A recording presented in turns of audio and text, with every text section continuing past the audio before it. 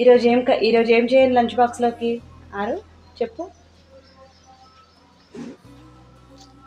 Lunch బాక్స్లో fruits తింటావా?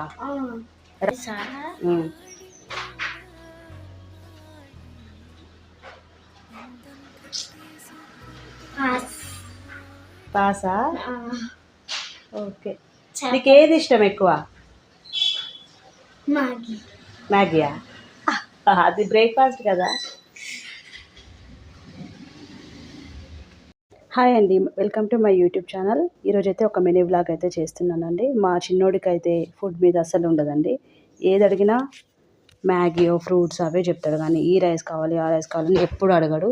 అందుకే నేనైతే పన్నీర్ ఫ్రైడ్ రైస్ చేద్దామని ఒక కళాయిలో అయితే మనం చిన్నగా కట్ చేసుకున్న క్యారెట్, ఆనియన్స్, గ్రీన్ చిల్లీస్, ఒకటే గ్రీన్ చిల్లీ తీసుకోండి పిల్లలకు కాబట్టి.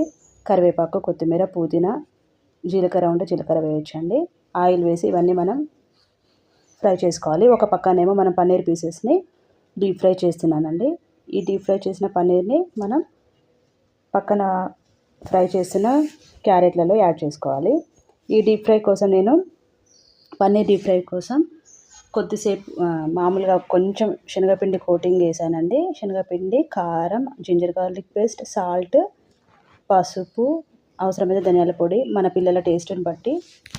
కారం తక్కువ తింటారు కాబట్టి తక్కువ కారం వేసుకొని కలిపి ఒక చుక్క 2-3 చుక్కలు వాటర్ పోసి కలుపుకొని మంచిగా డీప్ ఫ్రై చేసి వాటిని అయితే నూనెలోంచి తీసి బయటికి పెట్టుకోండి. నేనైతే ముందే రైస్ అయితే కుక్ చేసి పెట్టుకున్నా అండి. ఈరోజు రైస్ కుక్ చేసేటప్పుడే నేను సాల్ట్ కూడా వేసి కుక్ చేసుకున్నానండి.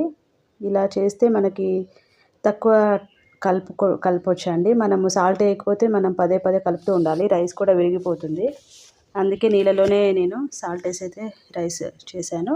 ఇప్పుడైతే నేను పన్నీర్ యాడ్ చేశాను, రైస్ యాడ్ చేశాను, ఇంకా టేస్ట్ కోసం కొంచెం ధనియాల పొడి కూడా యాడ్ చేశానండి. ఈ విధంగా చేసుకొని మనమైతే బాక్స్లో పెడితే పిల్లలు ఇష్టంగా తింటారు. వాళ్ళు కొంచెం పెద్దగా అయ్యే వరకు ఇలా చేసి పెడితే తర్వాత కర్రీస్ అలవాటు చేయొచ్చండి. ఈరోజైతే నేను పన్నీర్ ఫ్రైడ్ రైస్ మా బాబు బాక్స్లోకి చేశానండి. థ్యాంక్స్ ఫర్ వాచింగ్ అండి. లైక్ చేయండి, నచ్చితే షేర్ చేయండి, కామెంట్ చేయండి. నెక్స్ట్ వీడియోలో మళ్ళీ కలుద్దాం. అంతవరకు బాయ్.